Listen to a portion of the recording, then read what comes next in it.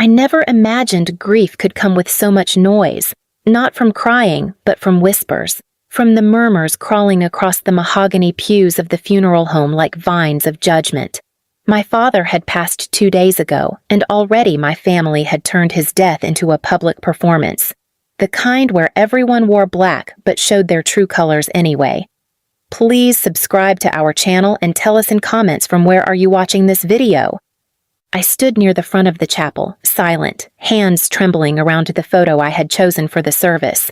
Dad standing beside his old fishing boat, smiling like a man who had earned peace. He wasn't a perfect father, but he was my anchor, the only one who ever really made me feel seen. My older sister Madison arrived 15 minutes late, wearing a designer coat that screamed Fashion Week more than farewell, Dad. She didn't cry. She didn't look sad. She didn't even glance at the photo I had set up. She breezed past me like I was a stranger and loudly said to her fiancé, "Let's just get through this so we can find out what he left us." Those words stung more than I was willing to admit. I blinked, stunned, watching people around us pretend not to hear her. I could hear Dad's voice in my memory. People show you who they are when there's money on the table. Watch who leans in. I didn't want to lean in. I didn't want to believe she could be so cold. But she kept proving it, one careless smirk at a condolence, one exaggerated yawn during the eulogy. She whispered to her fiancé again, "He better have left something real. I wasted a whole weekend for this." I couldn't take it anymore. I stood and walked outside just to breathe. The funeral director followed, offering a gentle word. "You doing okay?" he asked. I nodded, lying. "Yeah, just need a minute." He waited, hesitated, then added, "I don't usually say this, but your dad was a good man. Quiet, but he always talked about you." That broke me. Right there in the parking lot, mascara running, heart split wide open, I let the grief in. Madison hadn't asked how I was doing. No one from her side had. My father's body wasn't even buried yet, and all she wanted was the inheritance. And it got worse. At the small family gathering after the service, she clinked her wine glass and said, "Okay, everyone, can we cut the sad stuff and get to the will? I'm starving and tired, and honestly, he wasn't even around that much." Silence. My jaw clenched. My aunt gasped. My grandmother quietly excused herself to the bathroom. I felt a heat crawl up my neck, but I didn't say anything. Not yet, because I knew something Madison didn't. Dad had rewritten his will last year, and I was the only one who knew why. A few months ago, he had called me into his hospital room. He wasn't doing great then. Tubes, machines, the whole sterile orchestra of dying slowly. He asked me to sit beside him and said, "You know your sister? She only comes when there's money. But you came when all I had was pain. I want you to remember this moment because someday it'll all be yours." At the time, I thought he meant memories, a final fatherly line to comfort me in the dark. But a week before his death, his lawyer called me. Your father updated everything. He wanted to ensure the right person carried his legacy. That day had arrived. Tomorrow, the will would be read in his lawyer's office. Madison didn't know it yet, but her smug smile was already on borrowed time. And I, his invisible daughter, his afterthought in family photos, was about to become the executor of everything he left behind. The silence wouldn't last forever. The truth was coming. The next morning, I stood outside the law firm with a knot in my stomach and a folder clutched tightly in my hand. Inside were all the documents my father had entrusted me with. Old bank statements, letters, a sealed envelope labeled "For Madison," only if she asks, and a photo of the two of us fishing when I was 12. A memory he said he carried everywhere in his wallet until the day he passed. The parking lot slowly filled up. Madison pulled in late again, parking diagonally across 2 spaces like she always did, like the world should shift for her convenience. She stepped out wearing oversized sunglasses and sipping a cold brew, not a trace of mourning on her face. Her fiancé trailed behind her, half asleep, mumbling something about brunch reservations. "Finally," Madison groaned when she saw me.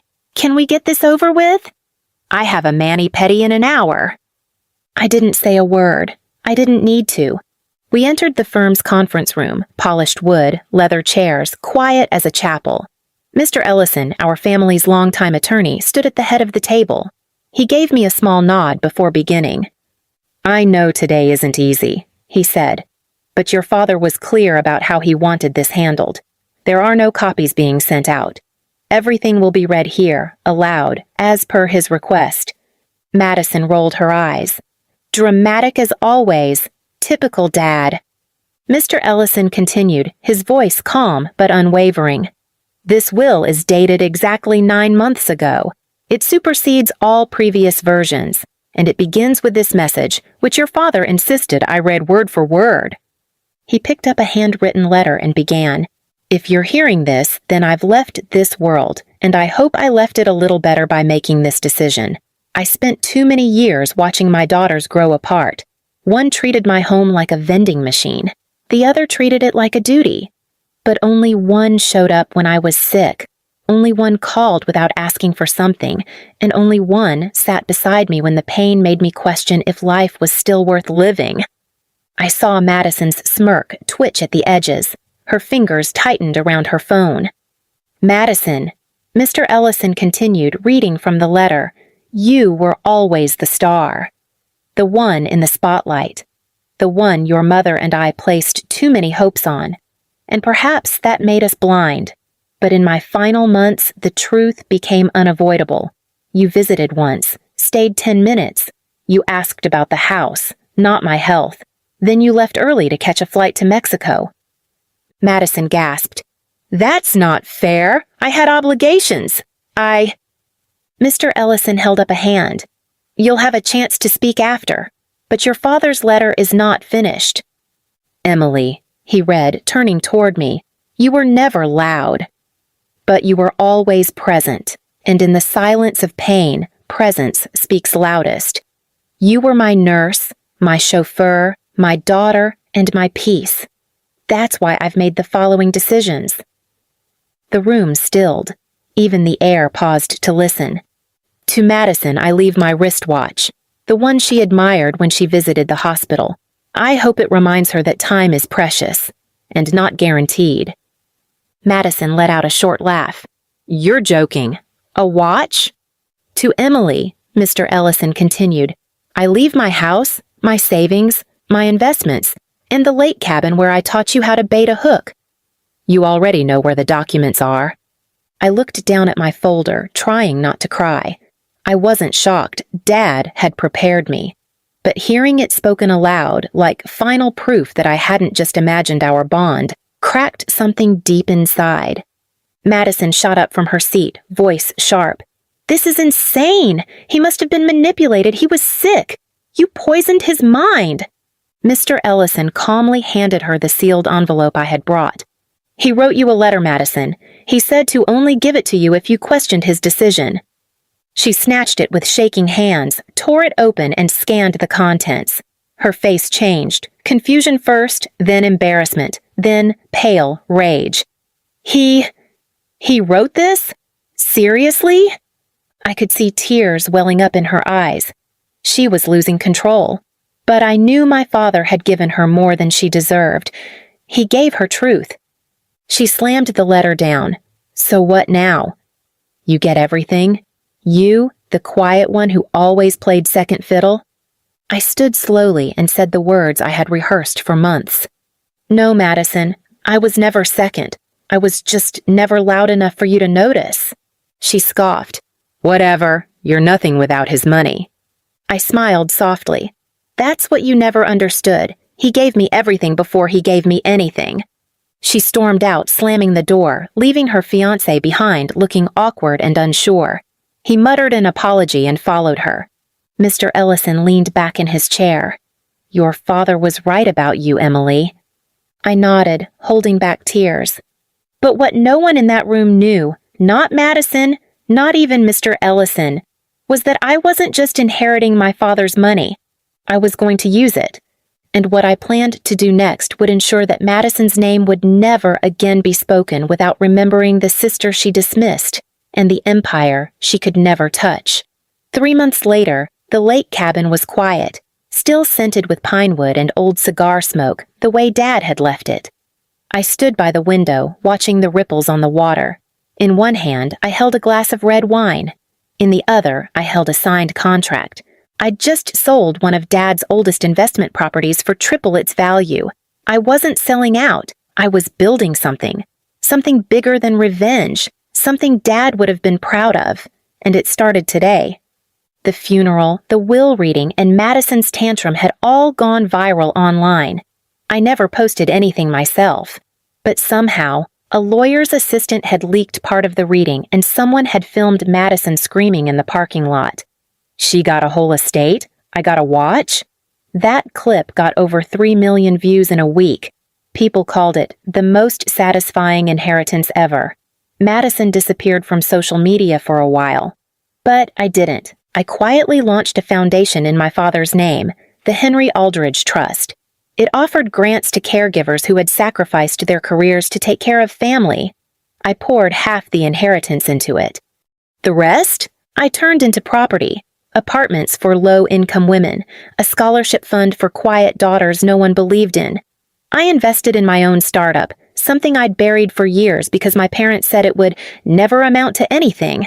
But I hadn't forgotten what happened at the reunion. The day Dad was lowered into the ground, our family held a celebration of life at the same hotel we'd used for reunions since I was a kid. That was the first time I realized what people really thought of me. My uncle introduced me as the one who didn't go very far. My aunt asked if I was still working part-time. Madison? She didn't speak to me at all. And worst of all, my own father had stood in that banquet hall just a year earlier, held up his drink and introduced me to distant relatives as the one who never amounted to much, but at least she shows up. I had smiled then, swallowed the shame, but I never forgot. So I bought the hotel, quietly, discreetly, under a holding company name. The next family reunion rolled around. Madison RSVP'd for 3, herself, her new fiancé, and her manager. Apparently, she was trying to be an influencer now, writing the viral clip she once hated. The rest of the family came too.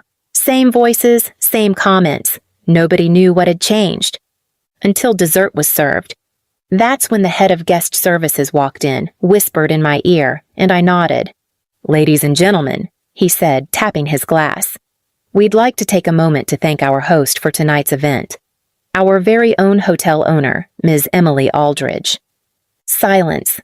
Forks stopped mid-air. Glasses froze halfway to lips. Madison actually choked on her champagne. "You own this place?" my cousin stammered. I stood slowly, letting the silence stretch. "Yes, I do. I've owned it for 6 months." Dad's brother muttered, "You bought it?" "I did, after Dad passed," I said calmly. It felt poetic, since I was always the invisible one here. A few nervous laughs, but Madison looked ready to explode. "You're joking. You bought the hotel just to show off?" I turned to her. "Number I bought it so that next time you try to act like you're the star, you'll remember who paid for the spotlight." There was a pause. Then someone started clapping. Then another. And another. Soon, the whole room was applauding. And for the first time in my life, it wasn't out of politeness. It was real. I wasn't the forgotten daughter. I wasn't the quiet one. I wasn't just Emily. I was the owner. Later that night, as guests filed out, Madison walked up to me, her arms crossed. "So what now?" "You just get to be better than me?" I looked her in the eye. "Number, I just stopped letting you decide my worth." She didn't respond. She left without saying goodbye. And I stood there, beneath the chandeliers she once mocked me under, and raised a glass, not to revenge, but to rebirth. To finally being seen. To finally choosing me. The girl they said never amounted to anything. Now the name on the deed, the plaque, and the future. Emily Aldridge, daughter, dreamer, and the quiet storm they never saw coming. Please subscribe to our channel and tell us in comments from where are you watching this video.